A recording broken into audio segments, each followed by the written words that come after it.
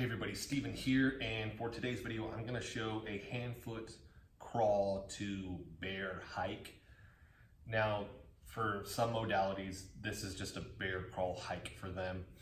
For the different modalities that I'm certified in, to me the transition is really going from a hand-foot crawl to a bear hike. So bear crawl for me is a higher hip position than a hand-foot crawl, which is really back parallel to the ground. Of course, I had to shoot this in front of my logo that I painted up on the wall here in my new movement space. As far as that hole, can't get it patched yet, trying to figure out how to do that because I know that does look very tacky. But I put that up there, so I wanted to shoot that. So that is my logo up on the wall. So I can shoot more videos and it'll just look cooler. But with this, the way I integrate this is we're taking some of the stuff that we've learned with intra-abdominal pressure and applying it through a movement. Now, we're also applying other things, and this is something that we do in GRIP Approach, which is Global Rehabilitation Injury Prevention, with Benjamin Fergus. Amazing teacher, and that's all kind of built off of DNS, and then on a culmination of a bunch of other stuff that he's learned. Primary thing here is we're controlling and we're creating quality intra-abdominal pressure, and then maintaining that through these positions. Layered on top of that is something that in GRIP we call, in how I'm applying it, is lateroscap, which is lateral motion of your scapula, your shoulder blade. To not make this incredibly complicated, what I really want you to think about is the fact that if my arms were up, because your hands will be pressed up, you wouldn't look like this, where your shoulder blades have really winged out to the side. So as your arm, your scapula goes through lateral motion, which is lateral motion away from midline, as it's coming this way, you don't have to hike your trap up in order to get your arm like this. It stays set, and then this comes directly up, and it's our ability to control that.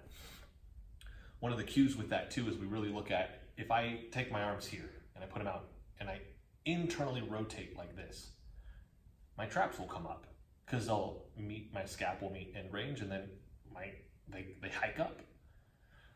Counter to that, if I go external rotation and go this way, my lats, teres major, minor, all that's gonna turn on, and I'm gonna go this way, I'm gonna wrap, this is gonna load down, which is one of the things that we're looking at in this position, okay?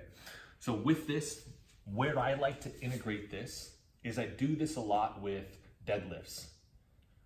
With deadlifts, my integrated approach is we're typically doing the lift, but prior to that, we're doing something to cue intra-abdominal pressure.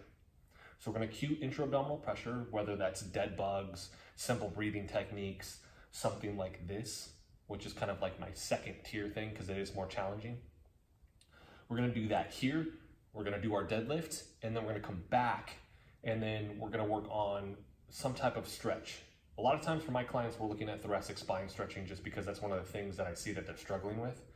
So we're gonna do open book, or we're gonna do a thoracic spine opener over the foam roll, or maybe we just foam roll, or we're gonna address the hips and the lower back with some soft tissue and stretching as well, and the hamstrings. So we're kind of changing these things as we go. We're gonna wrap back around on that next set, especially maybe the first set I did dead bugs. That second set, more challenging, we're gonna go to this. Using this to cue intra-abdominal pressure so you're conscious of it and your neurological system is kind of linked up where you want it, and then immediately going into deadlift. So for this, you're gonna square up in a hand-foot crawl position. So hand stacked directly underneath the shoulder, knee directly underneath the hip. So I'm not like this, I'm not like that. I'm here, shooting for a neutral cervical spine. My pelvis isn't tucked, it's not extremely untucked. Trying to find neutral. I do understand, even for me, that this is harder if you don't have something like a mirror or you don't have somebody cueing you. So one thing you can do is film yourself and just figure out where you're kind of losing it and then try to improve that area, right? Once we're here, if I'm creating quality intra-abdominal pressure, my belly's gonna hang, right? I'm not sucking and drawing my belly in and keeping it flexed. It's loose. Deep breath in through the nose, and I can check these pockets. Is there intra-abdominal pressure behind that? There is. I need a little bit more. There we go. And it's smooth, it's tented, it's even. Now, once I have that, the ability to maintain that is very, very hard, but that's something that you're working on through this position as well. But You don't want to exhale everything is what I'm trying to say. So if I exhale everything, I'll lose that. I have to keep a little bit of that in there. And that's something that I'll shoot another video on, some techniques I use to improve that. But that's one of the things I just want you to be conscious of. You're not exhaling everything because then this goes away. But we're squared up, intra-abdominal pressure. Lift the knees up just a little bit. And then from here, I'm trying to hike straight up. So hips are going straight up. I'm not leaning back or forward. Head's gonna pull through. I'm not sinking my head. I've pushed through. Cervical spine is neutral. Now I can check my feet and make sure that they're even, so I'm not extremely externally rotating them. My knees are even, equal pressure. Peak, right? Get that as neutral as you can get it. And then slowly, maintaining intra-abdominal pressure, come back down. A couple things that I want you to feel. The change in pressure that you feel here as you go up and as you come down, because you would do that for reps, 3 to 5. Then you'd go to your deadlift or your squat or anything that's requiring this. And honestly, you could cue this before a lot of different lifts. If you're doing farmer's carries, suitcase carries, tire flips, right? Even if you're doing something that you might not think it would be used with, like a pull-up, you could cue this because it's cueing the posterior shoulder girdle, your lats, all these other muscles to do their job. You could use it before that as well. But as I go up, I'm gonna feel less pressure. As I'm coming back down, I'll feel that pressure shift, right? Because it's tilting down and now I'm gonna feel more in the lower pockets, which is what we want. A lot of things going on with this. I'll show you from the front here, right? So we're here, up, and it's straight hike, up, up, up, checking the feet, push through. So I'm not sinking, extended through, down slow.